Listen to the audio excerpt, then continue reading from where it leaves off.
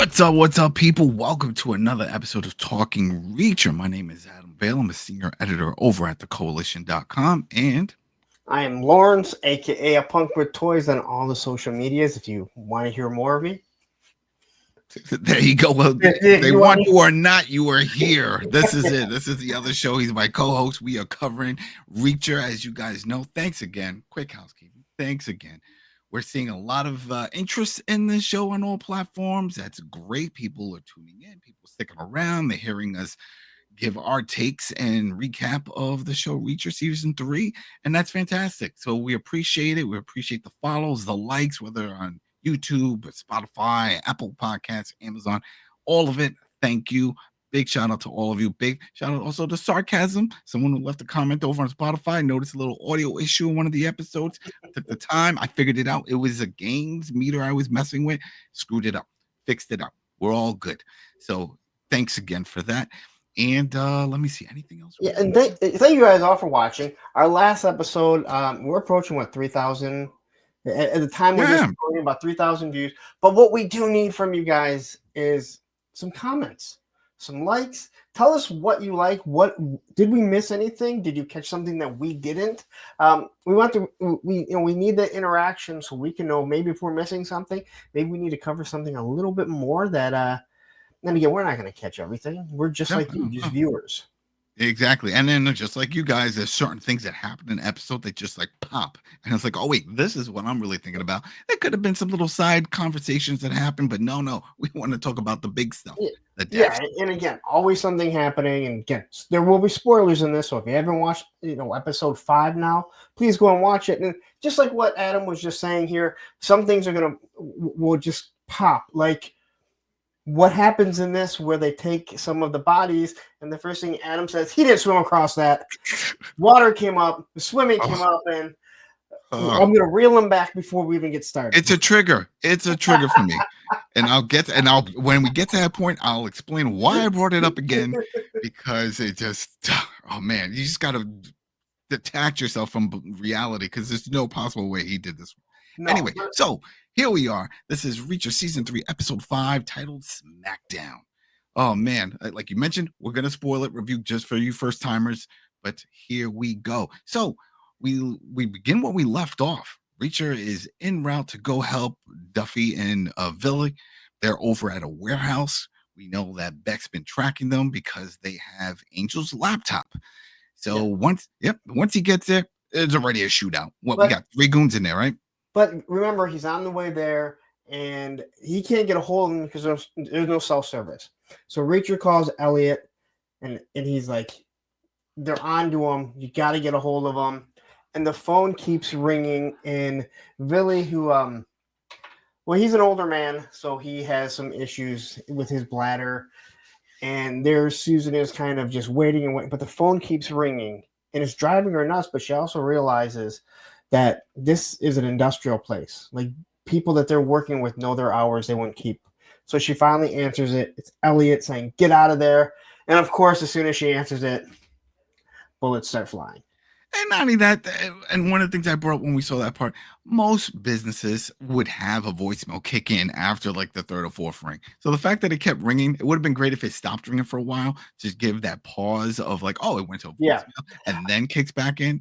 I noticed that too, because she alluded to that, if I remember correctly, that they would know the hours. Anyone that dealt business so with someone kept calling, but you're right, there was no like break, and I would have went to break the voice. Well, not always. I fix coffee machines, and a lot of times I call, and it'll just ring and ring and ring. So. And who knows? It's all a front anyway. So maybe they don't even think about it. They're like, oh, we're not going to set up voicemail. So it's amazing they even have a phone. You would think in a shady operation, you don't want any trace. You don't want a bill or anything pointing. You want to keep this warehouse off the grid, very Sons of Anarchy style, if you remember that show. But these are all legit businesses, remember? Yeah, but there were some warehouses because that's what she was doing. She was tracking their storage location. So yeah, the Bazaar is a legit business, but we don't know if all these were. But see, there we go. We're just drifting off again. It doesn't even matter at this point, because then while he's telling him all this, Stephen is telling Duffy this. Next, the guys that we saw from the end of the last episode, They come in, and here we go. There's a shootout. They know what's going on. Yeah. So the shooting starts, and of course, again, time has no relevance in this show. Reacher shows up. He's now inside, and of course, he gets behind one of the guys, one of the bad guys. He sees him. He kind of does this. The bad guy does this. As soon as he turns around, Reacher shoots him. Now, no one says anything about the bullet shot, like the bullet. Like, no one hears the gunshot. No one says, like, hey, someone else shot. No more, Well, here's the other thing. How does that guy know Reacher? We've never seen them interact, right? I don't remember ever seeing him interact. How does he know that this guy that just showed up, unless he's just assuming, oh, well, Beck is sending backup, and this big mountain of a man that just showed up has to be my backup. How do you know? I don't know. But it was funny too. He's giving him the signal, like, "Hey, they're over here," and then he looks away, and then pop right in the head. Maybe they just assume federal agents don't get to be that big. I guess, right? It was like, oh. Plus, he's not pointing a gun at him, so he's like, oh, he must be a friendly. So there we go. No, and it was good. They get through the shootout. There's only 3 guys in there, but then eventually Reacher gets over to Duffy, pulls her aside, says, "Hey." Susan shoots one and drops her badge. So she drops her badge. Like you said, Reacher grabs her and says, we can't kill the last one. It's going to seem weird again if I'm the only one that survives. But she's correct. Explains, hey, they're tracking through the laptop. Just give fills around on everything that we know about the laptop tracking. Just head out there. So he covers, he throws a bunch of loose shots, saying, oh, they're running this way. They escape. He goes to the back. He gets the car. He gets Harley, right? That's the last goon. Harley's the last guy. Last goon. Tells him, jump in the car. We're going to go after him. Purposely drives into a ditch, grinding into the ditch. Let's talk about some things, because we both point. So he says, hey, I'm gonna make sure you guys get away. He jumps up on top of this. This guy's a mountain of a man, and he just starts firing, and yet Harley does not see the shadow. But somehow after he does that, he's able to get down, not make any noise, get in the car, and then come flying around as Harley's coming out at the perfect time. Like you said, we can't count time. It does not apply here. Yeah, I mean, the amount of time to get around. Bothers you. Time bothers me. All right? Well, it makes sense. It's a good thing they don't have. A good thing this isn't 24. Remember 24? Oh, I didn't start watching 24 at the beginning. I started watching it later, and oh my gosh, I'm sorry. There's a lot that happened in 24 hours. There was a lot, and I did watch that, and I remember they were always keeping track of the time. So it must have been even harder for production, because then you're trying to film things, and then with the light, and it's like, what if something takes too long to film? Next, you lost your light. It's like it's supposed to be 4:00. Now it's like 7. It's pitch black. But we get sidetracked. See, there's a lot going on in this. He never ate. He never went to the bathroom. Yeah. Oh, the same thing like Reacher. Well, he's in the bathroom a lot, it seems. Oh, yeah. Well, that's how he makes his calls. He gets his calls. Yes. So anyway, once he gets out, though, because he tells Harley to go get out and get him out the ditch. But then the camera pans out, and we see that the laptop is there on the ground. So, Duffy chucked it. There we go. All right. That segment, that's gone. The big part. Holy moly. R.I.P. Stephen. Here we go. So we talked about it. We were trying to figure out. They kept referring to him multiple times by different things as Shadow, right? Because he was Richard's bodyguard. Wait, quickly. Let's not. There's a part where Susan and Billy get to a place, and there's a really dumb story. There's no reason for this story whatsoever. Yeah, about this 4-year-old kid. This 4-year-old kid that went missing, and it turns out he shows up 9 months later. Everyone assumed he was dead, and it was just some old guy that thought that that has Alzheimer's, thought that it was his grandson, and she can still remember the order of the ice cream and the Diet Dr. Pepper. Yeah. The whole story is about. It goes back to Teresa, the informant that's missing. That there can still be. That we can still have hope. There's still good stories out there. And I'm like. This was a waste. I didn't need to hear this, especially with I don't know if it's a fake accent or not, but it's really starting to annoy me. we know it's pointless because she just explained her whole guilt about this in the Yeah. last episode about why she needs to do this. So why are you digging up another little story? This could have been cut. This part was not needed, which is why I was like, so what? Okay. Now, the one thing that Harley does say when he's talking to Reacher on the way back is that, I know these weren't one of their guys, one of our, one of McCabe's guys, because he doesn't hire girls, and one was a girl and a guy. The government, like, he is convinced that this is a government, government issued vehicle. And, well, I mean, you just got to look at it. You can figure that out. Yeah. So, the whole story bothered me. Yeah, that whole thing, it was like filler in a way, because we have not met Teresa. We don't know anything about Teresa. Yep. So there's no connection for the audience to care about Teresa. We only know that Duffy cares a lot. Hell, even Billy doesn't really care. You're absolutely correct, because I'm looking at Richard and I feel for Richard. Like, this is a kid that we've seen his emotions. No matter what his dad's done, him getting his ear cut off because of his dad's dealings, he still cares about his dad. And if Richard was to die at the end of this, I would, there'd be an emotional response for me, because we've watched this kid Reacher's try taking care of him. But you're right, Teresa, there's nothing there.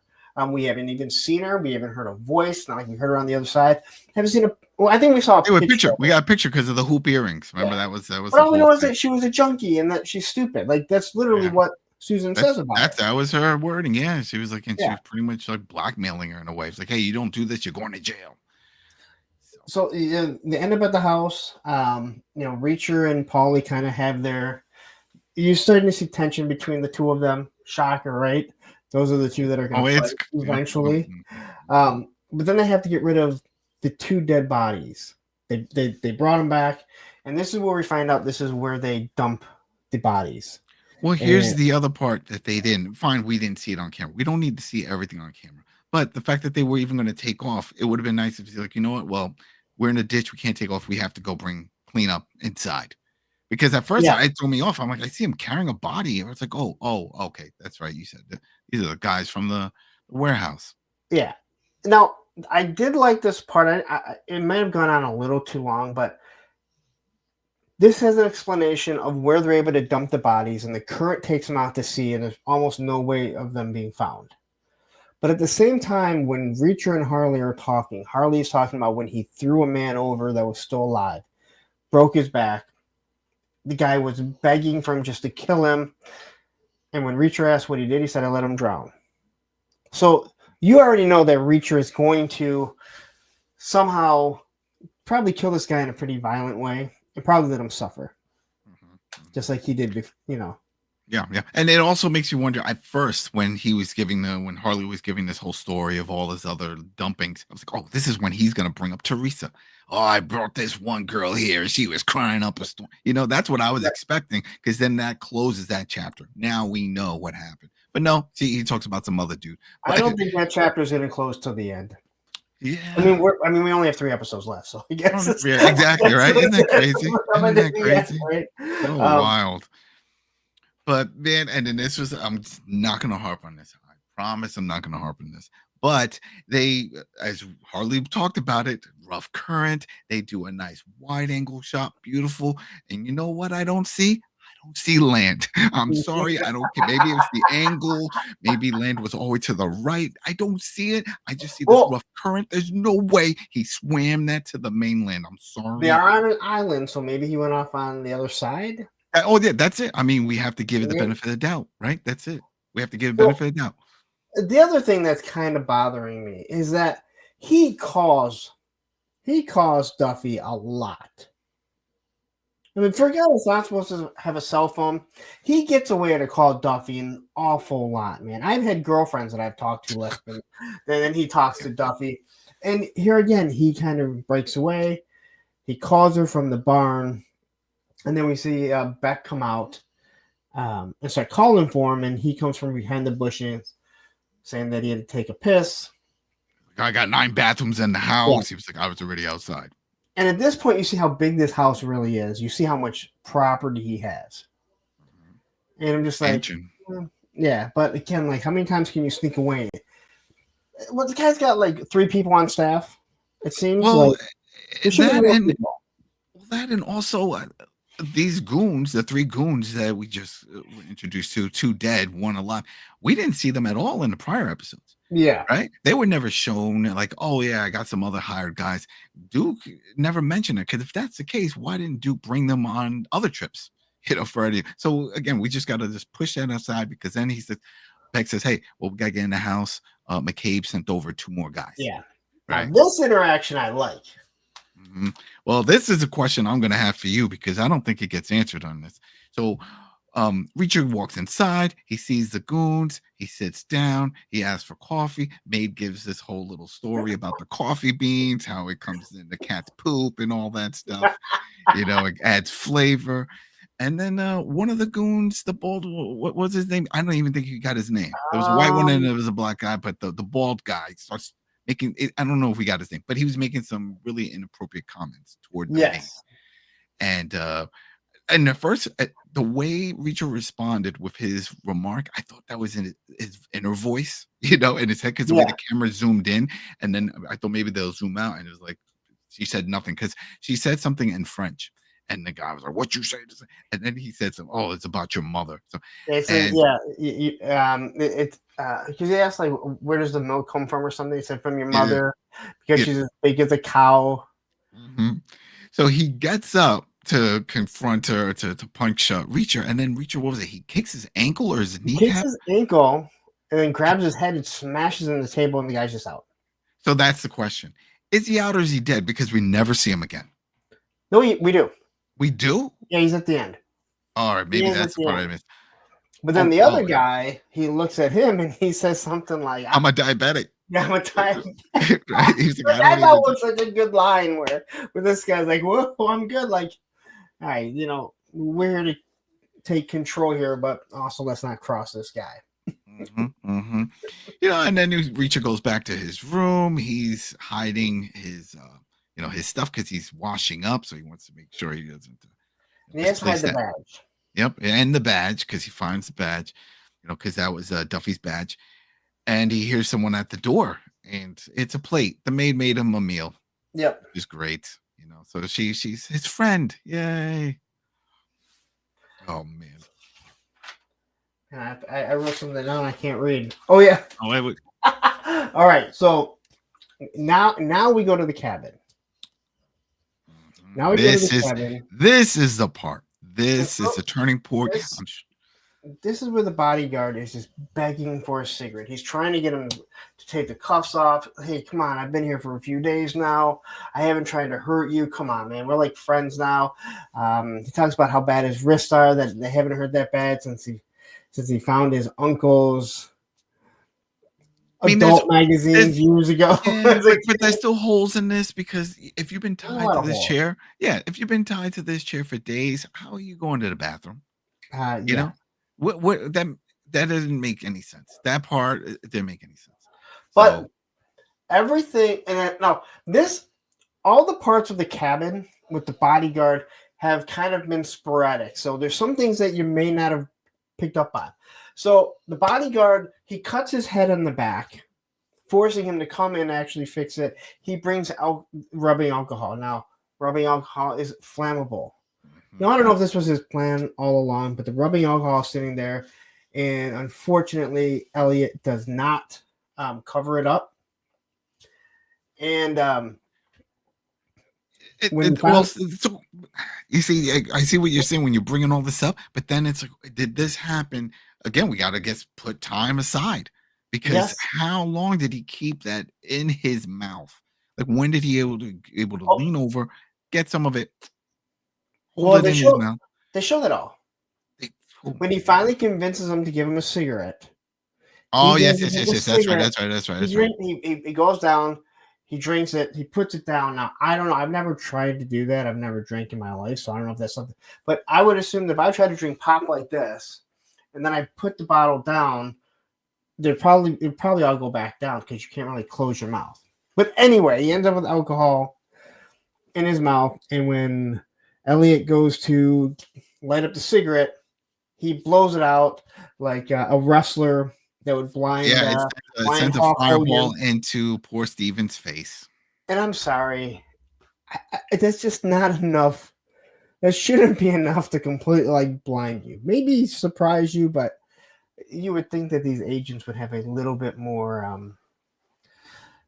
I don't know. The way they portrayed, self-defense. you get it, but the way they portrayed Steven is very green with Yes. everything. It's like, how did you even get this far? I don't know. I've always assumed in my head, if you're going to go into some of the higher departments of law enforcement, you have to start at the beginning.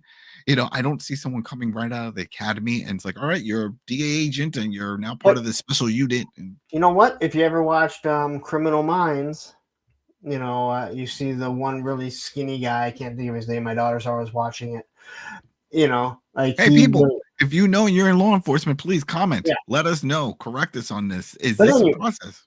But anyway, this is what happens. We're going to digress and we're going to go off these tangents, especially with me.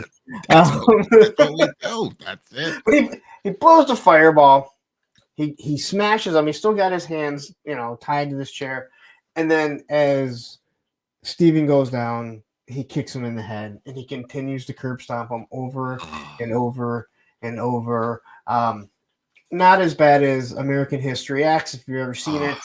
But this was even worse because it's in front. Like he's just stomping on his face. And they make it pretty clear that he ends his life. Yeah, it's over. Because it's you can actually hear like the crunching. It's, I don't want to say overkill because this is a guy that's trying to escape, and clearly he is he's a killer. No, and that was my whole thing when we talked about him before, is that he makes it seem like, hey, I'm just a guy that was hired to watch this. It was like, no. From what we've seen from all the other people that work with Beck and all of them, they're all have shady backgrounds. They're all bad dudes, all of them. Because after he stomped them the first few times, he could have just left it alone. Yeah, Steven's not going to get up. But it was established that Beck, he's not a bodyguard for No. Yeah, he's with McCabe's. He's one of McCabe's. He's to watch. Guy to make sure that he doesn't go anywhere. Yeah. So he leaves. Well, I don't know what you do. I mean, Elliot's gone. Yeah. Elliot's gone. He's not coming back. R.I.P. Elliot. So sad. So sad. So then there's a bunch of parts that we could just Susan pulls up, sees the door open, runs in, and obviously freaks out. And she calls Reacher, which is a no-no. And thank God he wasn't walking around and his shoe didn't just start ringing. Oh man. But he's brushing his teeth. And I'm glad that they don't let the brush and the teeth go away. That's the one thing. It's like, I'm glad. Like hey, this guy brushes his teeth. He's made it a purpose, but the novels, that was a big thing too. I remember lots of times, like while brushing his teeth in the bathroom, it's always brought up. He's not in just his hotel. He's brushing his teeth a lot. So. Well, he probably didn't get to the dentist too often. So you want to make sure that that's true. You got nice teeth. He goes running for it and slides across on his knees. I'm like, I don't know why you have to go like slide like that. But anyway, he's like, if you're calling me, it must be important. She tells the whole story. Hey, you know what? He got away. And then, of course, he's able to figure out, how much of a head start does he have? She checks Elliot's watch. She can see when it spiked and when his heartbeat stopped, which is actually pretty smart. So now, of course, Reacher, who is a mathematician, he's fantastic with numbers. He pulls the Sherlock Holmes. This is what I call his Sherlock Holmes moment. Because all of a sudden he automatically knows, all right, I have X amount of time. We have to do this. All right, what's the plan? It's up to you. Go get Billy. I need him for this operation. Like he already has this backup plan or this whole operation set in motion. Like you just found out seconds ago that you have to make these decisions. That hey, he's Reacher. So that he knows that the bodyguard can't know his number because how many numbers do you remember? Yep. I don't know, dude. If I'm working for a killer, I'm probably gonna try and remember that phone number. So if I ever need to contact them, what do I know? We also don't know how long he's been working for him. Yeah. What if it's been a few years he's been working this kid and doing this? So he calls Billy up. He says, "I need you to detour here." Now, again, some time issues. How is Billy able to get there faster than this other guy?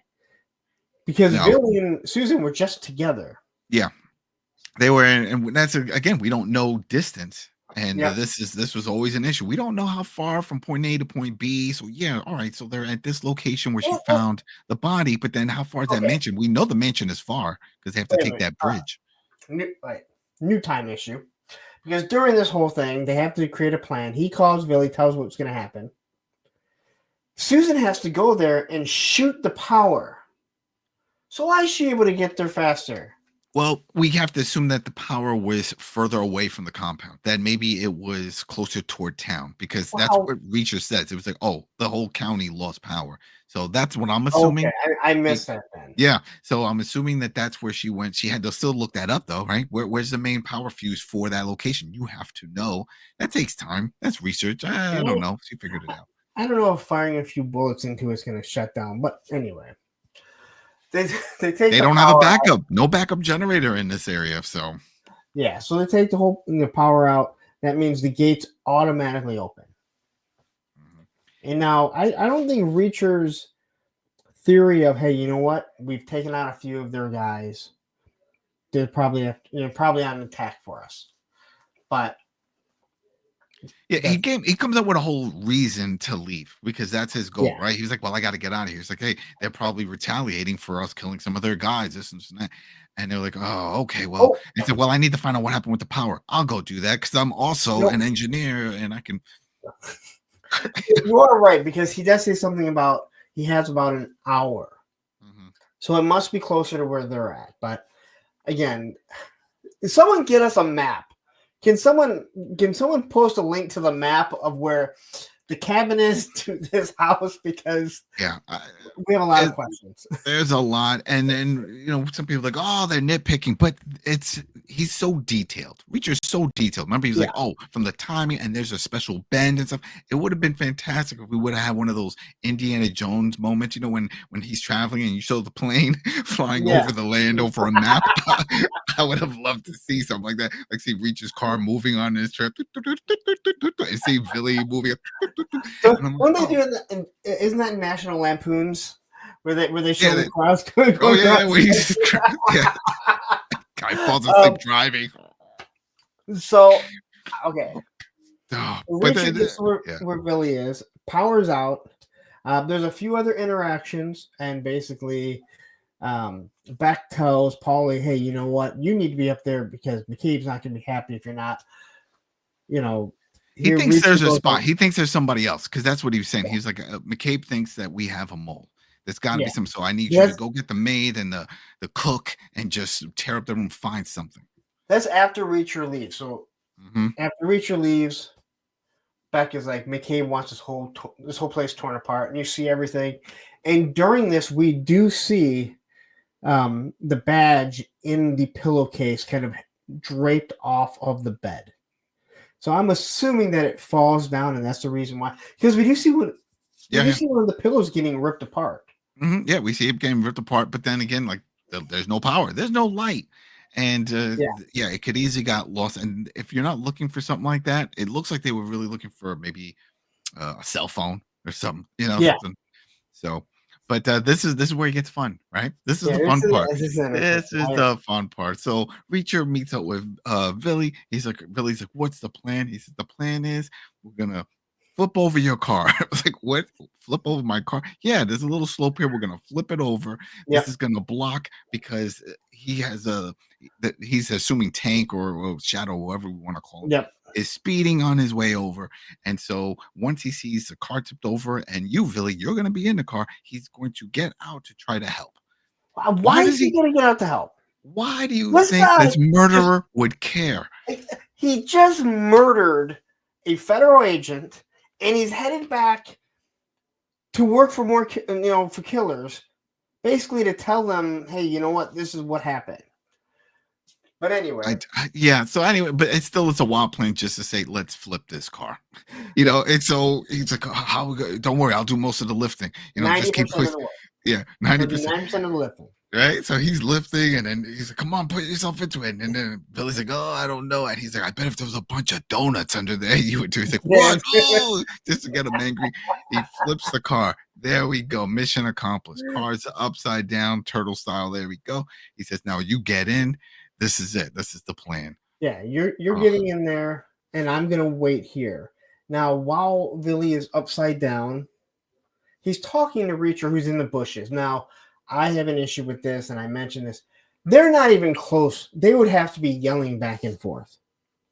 But they make it seem like he's right there. But either way, and then they're talking about the numbers. And he says, well, even if he's coming at 70 miles an hour, when he sees you, he hits the brake. It'll take this long to stop, which, again, how do you know what kind of car it is? Because cars, unless he took the one specific. Unless he took Steven's Elliot, car, maybe there was maybe had a car though. But either way, then he's saying, but first off, he probably won't be coming over at 70. He'll probably be going slower because the dirt road or the bad road. And the bend, that was the whole reason why he picked that bend, because he said that's the part where you would have to slow to make that turn. So this is the best possible location. And then Billy asks him a very simple question of, well, what if he doesn't brake? And he says, well, your pension does transfer over to your wife or to your spouse, right? And this is, I believe, when Billy calls him an asshole. Yeah, he calls himself, and then poof, car starts racing down. Yep. I mean, but again, this is, and you guys, everyone watching this knows, Reacher says delivers all his lines with a straight face. Like you would think at least a little smirk or something of like, I'm just trying to be funny. He says it's so stern that that's what's good. When he is trying to make it a joke, he does have a smirk. But half the time, or more than half the time, it's not. I think it's just him being honest. Him just kind of speaking. That's what I'm saying. Like that's some people are like, well, maybe it wasn't a joke because it is true. It's like, hey, you have everything transferred over to your wife. I mean, I would think so. Line of duty, something could happen. But so enough, that car shows up, and just like as Reacher predicted, this car was racing and then made a screech. Because that's what I would do. Right. I just murdered a federal agent, but you know what? I need to check on this guy that's flipped over in the car. So he gets out, and then he leans down and looks at him, and that's when Billy, he made some comment. I don't know if I wrote the comment, but he said this is for Elliot. Yeah, this is for. So he looks like he's dead. And then he notices that he knows who he is, and then his eyes open like the Undertaker. Mm-hmm. And then he says this is for Elliot, and then boom, Reacher. There we go. Reacher ends him too. Very anticlimactic. And I don't know why I pronounced climatic that way. But you know what? There is no other way to go about this. I know what you're saying. I was expecting a fight or something, but I guess the big set piece was flipping over the car. So they were like, all right, well, we got this moment here. We can't have a fight that he was going to run out there. Yeah. You know what? Now I think about it, that probably would have made more sense, because with a shot fired and it's pitch black, it's at night, there's no other cars, traffic. Again, we don't know how far they are from the compound. Yeah, there are no other cars. So is there one? You know what? We can go on and on about this. It doesn't make sense. But anyway, the guy's dead. So there we go. We have two goons in the warehouse who don't care about dead, and poor Steven. And now, remember, he had talked about killing this guy a while back, and they're like, "Were you just going to kill him?" He's like, "Yeah, you know." So for no reason, Elliot lost his life, and then they just killed this guy. There's like no redemption factor other than. It wasn't even Billy that killed him. Maybe if Billy would have done it, I would have been like, okay, he's the one who worked with him. But anyway, they kill him. Now they got to flip the car back over, which. That was another, a laughable moment. We don't see it happen, but Billy's like, all right, no, well, now what? He's like, well, I'm going to flip the car over. I'll flip it back. Reacher said. And he says, I'll help you. And he says, I promise the car wouldn't fall on you. I can't promise cardiac arrest. Yeah. That is where Billy calls him once again. Again, people, leave in the comments if you think this is possible, that a person could just flip over that type of car by themselves. I don't know. I again, got to put disbelief. This dude is RoboCop, so anything is possible. Right. So he shows up. He heads back to the. Wait, I'm trying to remember if he. Let me see in my notes. I think he called. Did he call? Yeah, he called. They called Duffy to tell Duffy that. He calls Duffy. But Duffy's talking to Elliot's dad. Oh yes. And this part bothered me, and I'm a father, so I know you are too. myself. Yeah. We're parents. And she's telling Elliot's dad that they were working a cold case. So she is lying about some stuff, which is fine because you really can't say what's going on. And you can hear the dad on the other side. I wish they just would not have even had the dad's voice. But he was just very calm and like wasn't. If someone just called me and told me that my kid was killed, and what a fine agent. I'm not a very emotional person, but I think I would probably be a wreck. You'd be like, first, like, how did it happen? What are you talking about? Yeah. Wait, what's going on? I didn't even know he was on an operation, doing special ops. What are you doing? Where are you? Because remember, all this is on the low. She's not supposed to be doing any of this type of stuff. This is her own little project because she's trying to save Teresa. So she pulled in Steven for who knows what other job he was dealing with the DEA. So Billy went to help out Duffy. So like hearing his voice, we didn't need to see that. We could have easily just listened to one side. But at the same time, that is not how they notify. No. Unless, even if they're far away, they would contact someone. They would contact, the police somewhere that would have to go, notify them. But let's just say she did call again. I think that would have been left. We didn't need to hear all she would have. We had to hear her side of the story. She could stop. I didn't need to hear how he was interacting, it sounded like an automatic response. There was no emotion at all. That bothered me. It wasn't needed.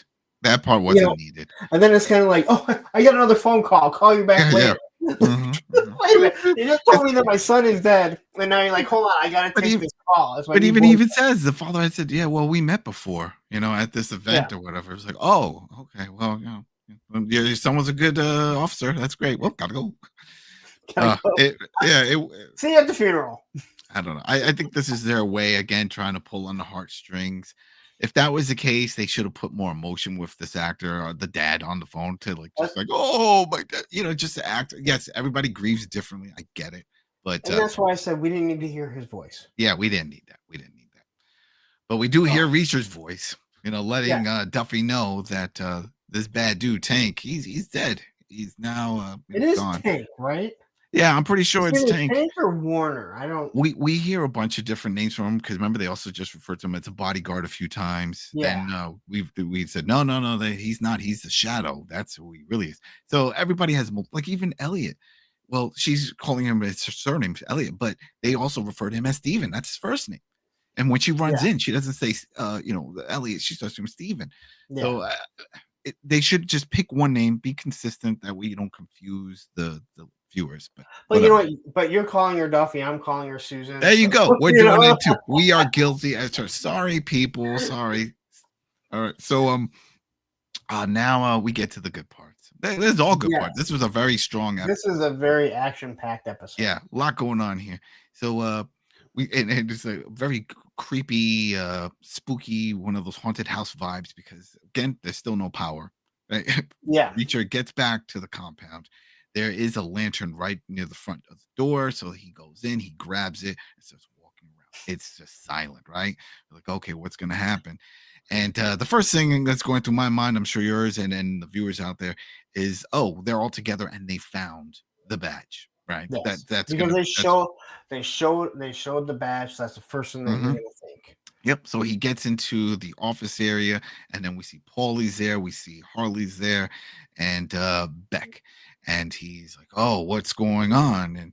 And well, he said this Beck telling Reacher, "Well, I found out there was the power breaker took out the whole county, and this is and that. So it's not just us." And he's like, "All right, well, we have this issue here, and this and that, and all these problems are going on here."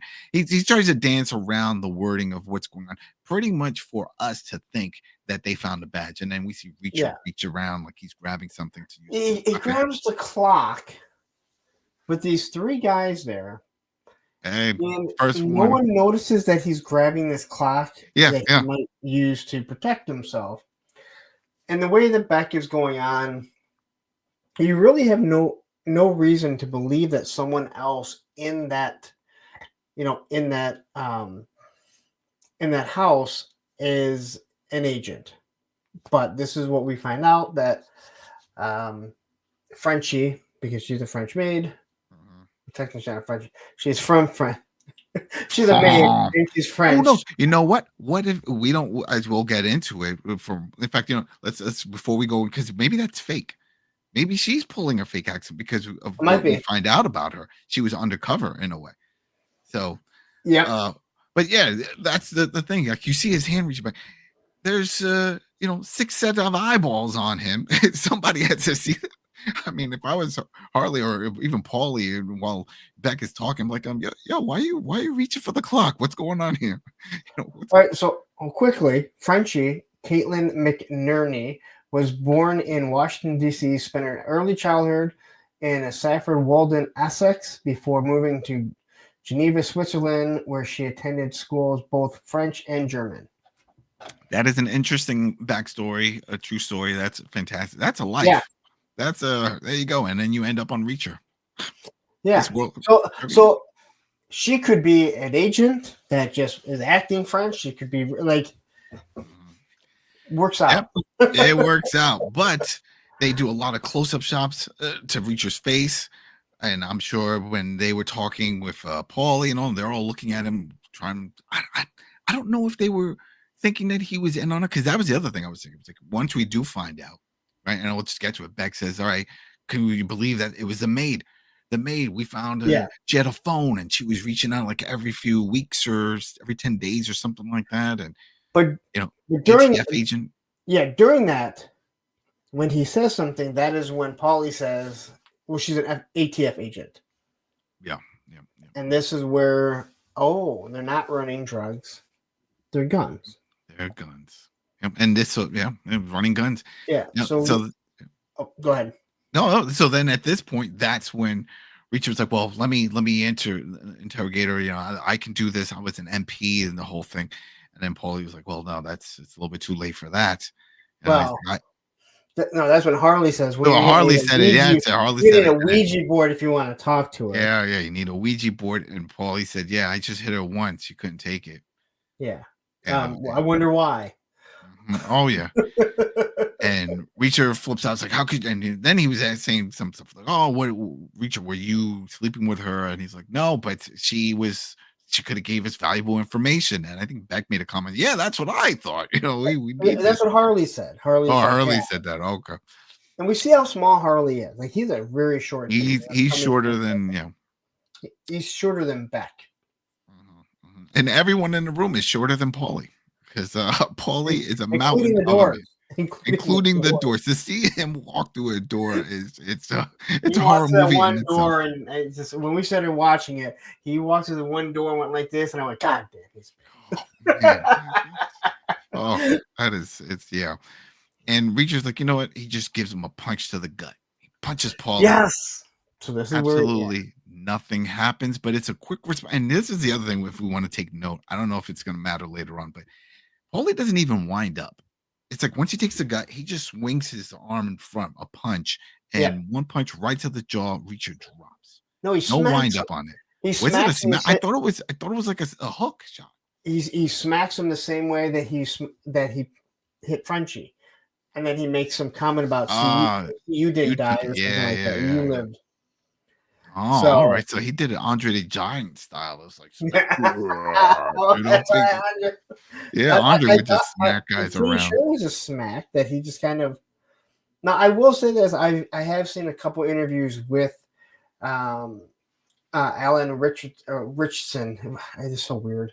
Yeah. And he talked about the stunts with Paulie. I'm not going to break any news. Like, you can tell these guys are going to fight, right? Who else is?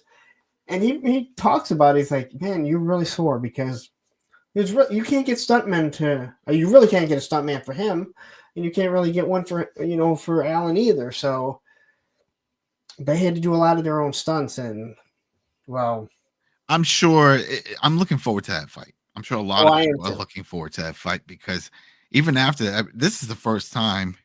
If anyone has watched season 1 and 2, we've seen Reacher get attacked and fight and all that stuff and bloodied, but not like this. That was one hit he dropped, and they did a nice close zoom up shot of Reacher's face, and he was stunned. He didn't get knocked out, but he looked like whoa, that I've never been hit that hard. It did not come off as okay. I got to play it off like he hurt me. he was knocked down. And he heads back to his room, and he's spitting out a tooth. Yeah, he cracked him. He cracked him good. Well, yeah. So we see that, and then they have to take care of the maid. Yeah, that's when after Harley was like, "All right, come on, we got to go clean up," and he just keeps yapping about all this stuff. Just talking about, oh, now I gotta go and put a new want ad and put in credentials like Steve Jobs. I'm like, what? I'm not Steve Jobs, right? I'm not Steve Jobs. Yeah, I can't do this. He's talking about how much Paulie, Paulie's gonna, kill him, eventually. Reacher, like he can already tell there's tension between them, but he just doesn't shut up. Nope. And Reacher sees the body of the maid and moves to the head. You can see her faces, kind of. Yeah, it's pretty bad. So he picks her up, he puts her in a wheelbarrow, and this guy's still yapping, and Reacher just punches him straight in. It was an awesome scene. It's something you could see in a comic book. Just picture one frame of just like the punch to the gut, and the next frame, the guy hunched over and just spitting out blood. It was like, yeah. And do you remember what Reacher says? Yeah, now I found your off button or something. It's like, good, I found your off switch. Yeah, it's good. I found your off switch. Oh man, that was great. But they still did it, right? I'm pretty sure they didn't cut to that because that's redundant. We already know where they're gonna do it, but he had to do it. At first, I thought maybe this is when he takes out that guy as well. Well, yeah. They sure get him throwing her in the wheelbarrow again. Yeah. But to take her off into the cliffside, the dumping grounds. But I don't know, for a moment there before he made that comment, it's like, I found your off switch. I thought maybe he was just going to kill him and dump him in there. And like, that's it. Just get rid of both of them. So then we see Richard come in and he's talking to Reacher, and he's telling him like, you're scared of him. Like, he thinks that he's scared of Paul. I don't think Reacher is scared of Paulie at all. I think he knows that he can kick his ass if he lets him. Well, he even said he explains it. Just again, he breaks it down. He was like, I wasn't expecting a guy that size to be that fast. Yeah. Usually they're a little slower than that, but I'll prepare next time. Like, he already knows. Like, this isn't it for us. We will have another fight. So I'm trying to think here. Yep. I think this is the part where now they have to head out, because then that's when Beck tells Reacher, is like, hey, we got to meet with the boss. They want to meet at the Bazaar at the warehouse. Because it goes into the morning. That was it. Sorry. Yeah. That's right. Because then after that conversation, Beck comes into the room, and we just see Reacher sitting upright on the bed. The bed's not even unmade. Like, he's just been sitting there all night staring out the window. Well, I mean, again, if he does, mess up the bed, who's going to clean it? Wait a minute. They turned the house over. They turned the whole place over, so his room should be a mess. So we have to assume he made the bed. But he still had blood on his hands. So yeah. Oh, there we go. Doesn't make sense. Because Beck says, "Did you even sleep?" And he says, "No." And he's like, "Well, we've been summoned to Bazaar. McCabe wants to meet us." And he's like, "Dude, you have blood." He goes, "You still have the mate's blood. Go clean. I'll meet you down there." Once again, he calls Susan. Mm-hmm.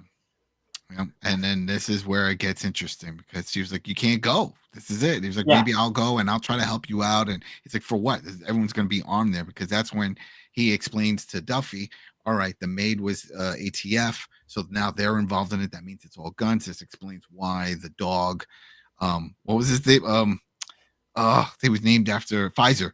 This is why Pfizer couldn't smell anything, because there was no drugs. There was all guns. They weren't looking for guns. Yep. So we're getting answers to the overall story of this. This is great. And this is where they start explaining a couple of things. Like, one of the warehouses was an oil place where you would, so he could get the oil for the guns and everything, so they're fully lubricated, ready to go.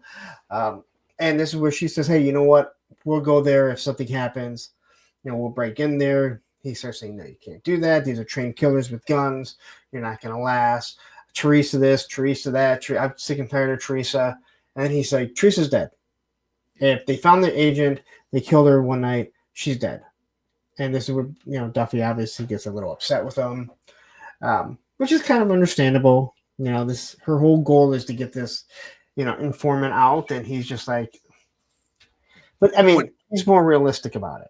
Yeah, and what upset me about this conversation is like, this is the moment where you would think Duffy was like, you know what? I'm going to call my boss. We're going to get a whole team because this is a bus now. Now you're going to do the bus. You got the big villain there. You got the guns there. You know where everything is happening. All the heads involved in this are all going to be at the warehouse. This is it. This is when you say, hey, remember I took off some time? This is what I've been working on. By the way, one of my guys is dead. We'll get to that. I called his dad. Everything is cool. But listen, let's get to the warehouse. It's all smoothing out. We're all good. Exactly. Don't worry. We're all going to get medals. This is going to be a big bus. He didn't invade. He didn't sound like his dad liked him. All right. Who knows? Maybe it wasn't even his dad. She called the wrong number, and the guy. That's what. Guy just picked up.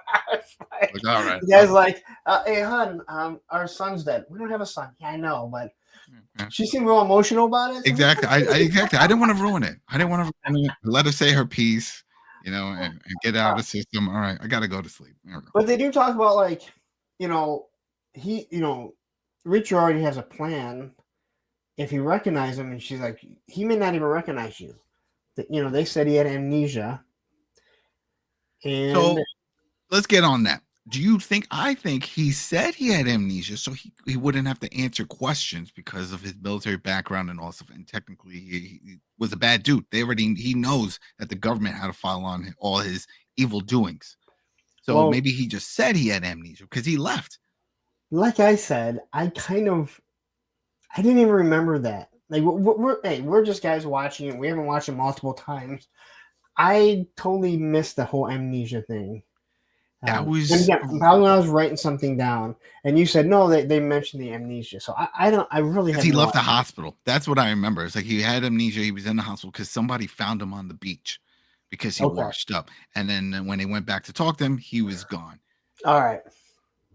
So, which again, I guess if I was, a murderer, I'd probably exactly. Yeah, you're not going to stick around for what? So they can get police to question. Yeah, some big guy comes after me. I just murdered one of his partners. So. Can you imagine that? He's laying there. He's like, "Oh yeah, I'm a government agent." This and that. Because technically, he worked for the government. It's like, "Yeah, we contact your superior over here. Hey, Reacher, come over." It's like, "Oh yeah," and he comes on a pillow.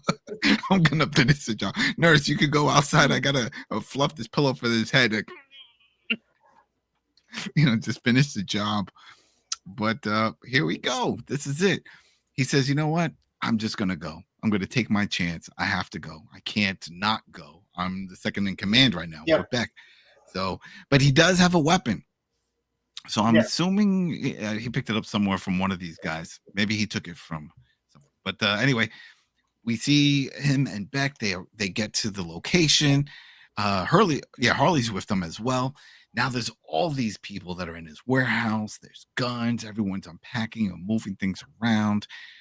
That's when you see Reacher has his gun on the backside, and Beck or someone makes a comment. It's like, all right, you ready to meet the big boss? And he's like, yeah, I'm ready. And Reacher responds, yes, I've been ready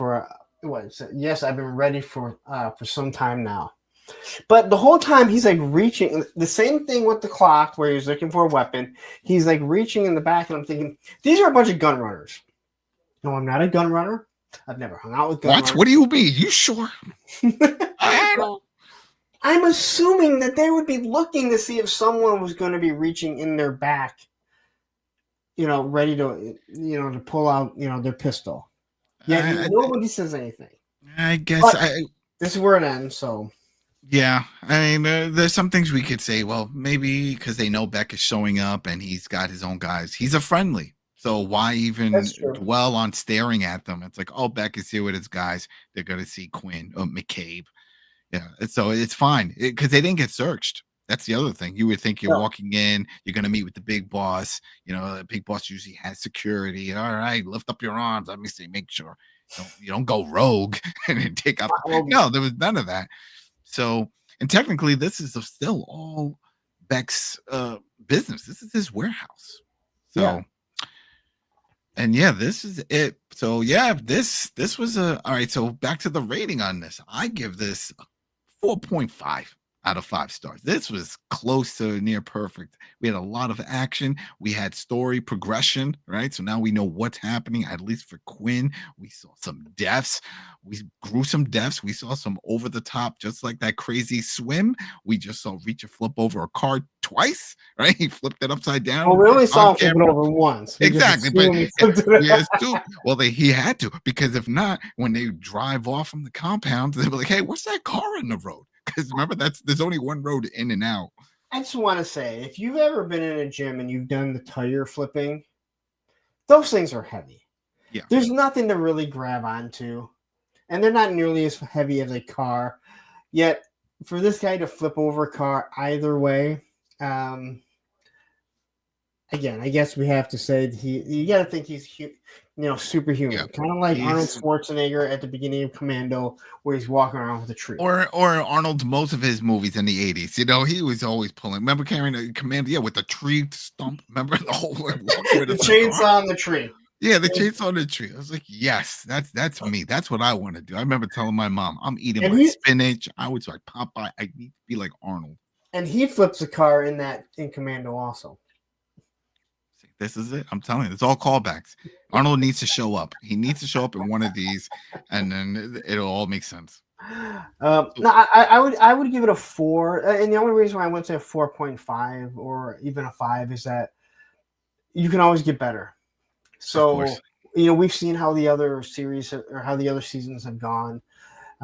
So yeah, again, I'm hoping for better, just because, not that I don't think this is good, but I'm enjoying it. And once again, we're nitpicking. So people are like, how you're nitpicking? How can you think that it can get better?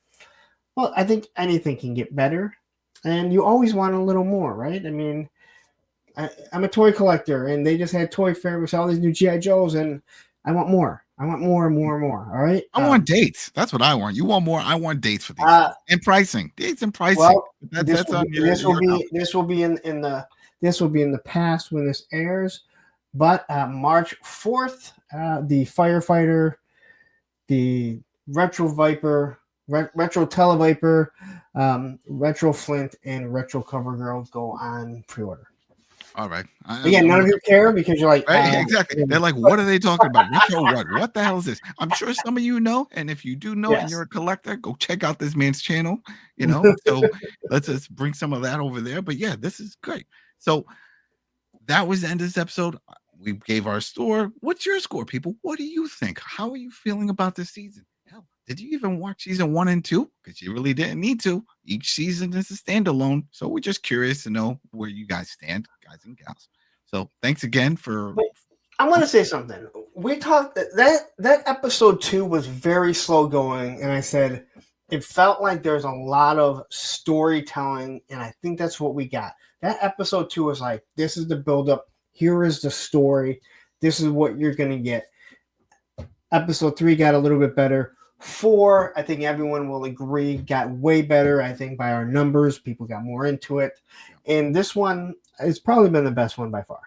Yeah. It's been getting better and better, which is what you would want on the show, because no one wants that first episode, and then 2 and 3, you're just, I don't remember what happened. How many TV shows have we seen where it's like, wow, this thing just starts off awesome, and then now you're committed, but as it goes on, you're like, this is drawn out. I don't really care. I'm not invested, other than that first episode or 2 that I feel like I have to finish watching it. I don't get the same vibe from this at all. Or the worst is when they do the first episode, it's great, and then everything is filled with a slow build-up, and then they do the big payoff at the end of like episode 10. It's like, man, I had to watch all these episodes just to get to this point.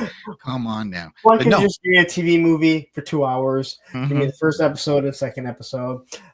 Again, totally off topic. If you ever watched the TV show The Shield, I absolutely love The Shield. Greatest TV show, or greatest police show ever. The first episode sets up the entire 7 seasons of that. All right. And I like that. I like the storytelling, and I think that's what we're getting with this. Yeah, this was good. It was good. So again, thanks for sticking around, and thanks for listening to us talk about this show. like, subscribe, follow, support. You guys are great. Everyone's jumping in. This is fantastic. And we will be back for episode 6 next week, everybody. So peace. Take care.